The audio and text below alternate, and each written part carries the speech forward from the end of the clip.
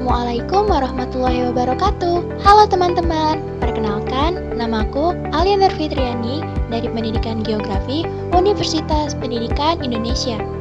Di sini, aku akan menjelaskan apa itu cuaca dan iklim. Apa kalian tahu apa sih cuaca itu? Cuaca adalah suatu keadaan udara yang terjadi di suatu wilayah dengan cakupan sempit dalam jangka waktu yang pendek. Cuaca merupakan suatu aktivitas fenomena alam yang terjadi dalam waktu yang relatif singkat, misalnya dalam kurun waktu beberapa hari. Apa kalian tahu kenapa cuaca berbeda di setiap daerahnya? Perbedaan cuaca di bumi terjadi karena adanya perbedaan suhu serta kelembaban antara satu tempat dengan tempat lainnya. Selain dari itu, perbedaan cuaca juga bisa dipengaruhi oleh berbagai hal yang terjadi di angkasa. Misalnya, adanya angin matahari atau yang biasa disebut stars corona. Selanjutnya, aku akan membahas tentang macam-macam cuaca. Cuaca memiliki 5 macam. Yang pertama, ada cuaca cerah. Cuaca cerah merupakan suatu keadaan yang mana matahari bersinar lebih jernih serta udara tidak begitu panas. Pada saat cuaca cerah, umumnya hujan tidak akan turun. Yang selanjutnya ada cuaca berawan. Cuaca berawan merupakan suatu keadaan di mana terdapat sejumlah awan yang bergerombol di langit, sehingga sinar matahari tidak akan terasa panas sebab terhalang oleh awan. Yang ketiga, ada cuaca berangin. Cuaca berangin merupakan suatu keadaan di mana angin bergerak dengan cukup kuat sehingga dapat menggerakkan benda-benda ringan yang dilaluinya. Yang keempat, ada cuaca sejuk. Cuaca sejuk merupakan suatu keadaan di mana humoditas udara cukup tinggi, angin bertiup cepat, serta suhu udara yang rendah. Yang terakhir ada hujan. Hujan merupakan suatu keadaan di mana titik-titik air yang berada di atas langit itu berubah menjadi tetesan air dan turun ke bumi. Selain cuaca, yang kita bahas selanjutnya adalah iklim. Sekarang, kita akan memasuki bab iklim. Selamat menyaksikan. Seperti yang kita lihat pada video, iklim adalah kondisi rata-rata cuaca berdasarkan waktu yang panjang untuk satu lokasi di bumi atau planet lain. Beberapa variabel meteorologis yang biasanya diukur adalah suhu kelembaban, tekanan atmosfer, angin, dan curah hujan. Iklim suatu lokasi dipengaruhi oleh garis lintang, medan, ketinggian, serta perairan di dekatnya dan arusnya. Itu adalah pengertian iklim. Selanjutnya, kita akan membahas klasifikasi iklim. Iklim dibagi menjadi 6 jenis, yaitu iklim matahari, iklim Junghun, iklim Pisces, iklim Moore, iklim Oldman, dan iklim Sandwich-Ferguson. Yang pertama akan kita bahas adalah iklim matahari. Iklim matahari merupakan klasifikasi iklim yang menghitung paparan sinar matahari yang diterima suatu wilayah dalam kurun waktu tertentu. Iklim matahari dibagi ke dalam 4 jenis, yaitu tropis, subtropis, sedang, dan dingin. Berikut adalah gambar pembagian iklim matahari di bumi. Untuk lebih jelas, yuk kita bahas sama-sama.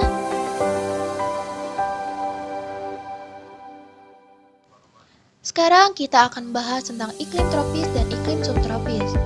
Iklim tropis berada di sekitar khatulistiwa dan dibatasi oleh garis lintang 23,5 derajat lintang utara Tropic of Cancer dan 23,5 derajat lintang selatan Tropic of Capricorn. Wilayah ini umumnya hanya memiliki 2 musim, yaitu musim hujan dan musim panas atau kemarau.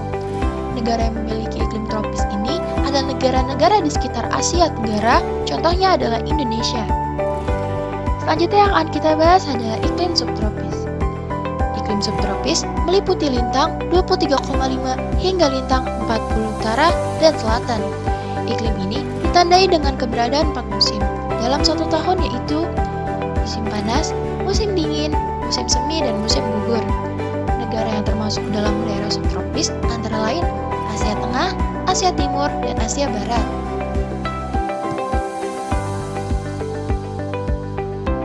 Selain iklim tropis dan subtropis, dalam iklim matahari kita juga mengenal iklim sedang dan iklim dingin. Iklim sedang terbentang dari lintang 40 derajat hingga lintang 66,5 derajat di selatan dan utara. Mayoritas penduduk di belahan bumi bagian utara tinggal di daerah iklim sedang seperti Eropa dan Amerika Utara. Jepang juga termasuk kok. Klasifikasi iklim matahari yang terakhir yang akan kita bahas adalah iklim dingin. Contoh wilayah dengan iklim dingin adalah Antartika, Arktik, Kanada Utara, Rusia Utara, dan Skandinavia bagian utara. Iklim dingin sering terjadi pada wilayah antara 66,5 hingga 90 derajat lintang utara maupun lintang selatan. Selain iklim matahari, yang akan kita bahas adalah iklim Pisces. Klasifikasi iklim Pisces merupakan cabang klasifikasi iklim yang menjelaskan bahwa iklim berbeda-beda tergantung dengan lokasinya dan kondisi bentang alamnya. Iklim Pisces terbagi ke dalam 4 jenis, yaitu kontinental, maritim, dataran tinggi, dan muson. Klasifikasi iklim ketiga yang akan kita bahas adalah iklim Junghun. Oh iya, kalian tahu gak sih kenapa disebut iklim Junghun? Junghun merupakan seorang ahli botani dan biologi yang berasal dari Belanda Jerman.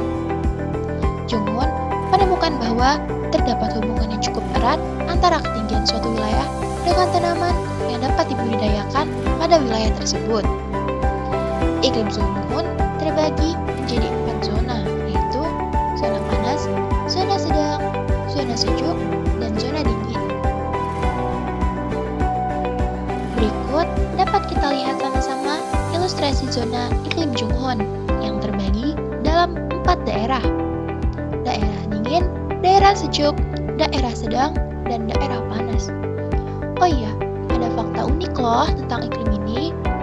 Kemungkinan besar, iklim Junghun tidak dapat digunakan di negara lain selain Indonesia, khususnya Pulau Jawa. Iklim selanjutnya yang akan kita bahas adalah iklim Saffir-Ferguson. Dalam iklim ini terbagi menjadi 3 jenis, yaitu bulan basah, bulan lembab, dan bulan kering. Bulan basah memiliki curah hujan lebih dari 100 mm per bulan, sementara bulan lembab memiliki curah hujan 60-100 mm per bulan, dan bulan kering memiliki curah hujan kurang dari 60 mm per bulan. Berikut adalah klasifikasi iklim, nilai Ki, dan sifat dari iklim Saffir-Ferguson. Berdasarkan nilai Ki-nya suatu wilayah, dapat digolongkan ke dalam tipe-tipe seperti itu. Cara mencari Ki ada rumusnya loh, yaitu bulan kering dibagi bulan basah dikali 100%.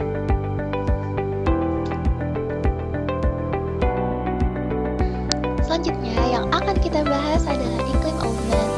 Iklim Oldman mengklasifikasikan iklim suatu wilayah berdasarkan jumlah bulan basah dan bulan kering yang berturut-turut. Selain itu, iklim Oldman juga umumnya dihubungkan dengan zonasi komoditas.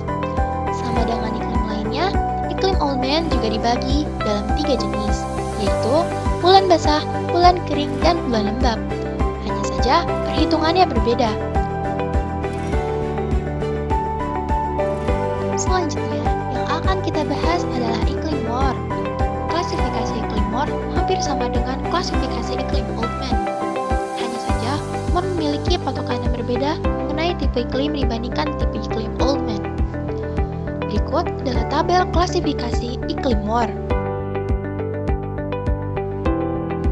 Klasifikasi iklim yang terakhir adalah iklim Köppen. Klasifikasi ini didasarkan pada persebaran vegetasi secara empiris yang dikorelasikan dengan suhu dan curah hujan dari satu wilayah. Metode ini diprakarsai oleh Vladimir Köppen dari Jerman pada tahun 1900-an. Berikut adalah peta klasifikasi dari iklim Köppen. Dapat kita lihat pada gambar, di mana terbagi dari banyak warna.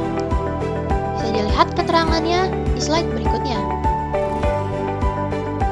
Nah, di sini ada penafsiran kode dari iklim Köppen yang tadi.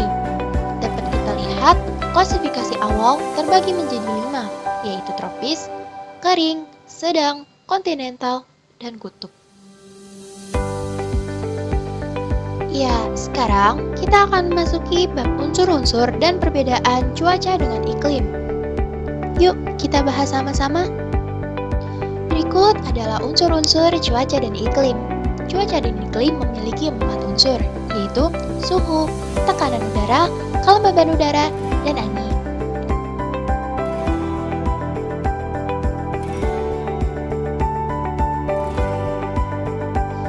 Dapat kita lihat dari tabel berikut adalah perbedaan cuaca dan iklim.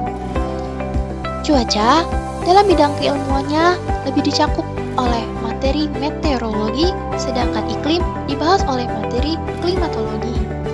Daerah cakupannya pun, cuaca memiliki cakupan yang sempit, sedangkan iklim memiliki cakupan yang luas.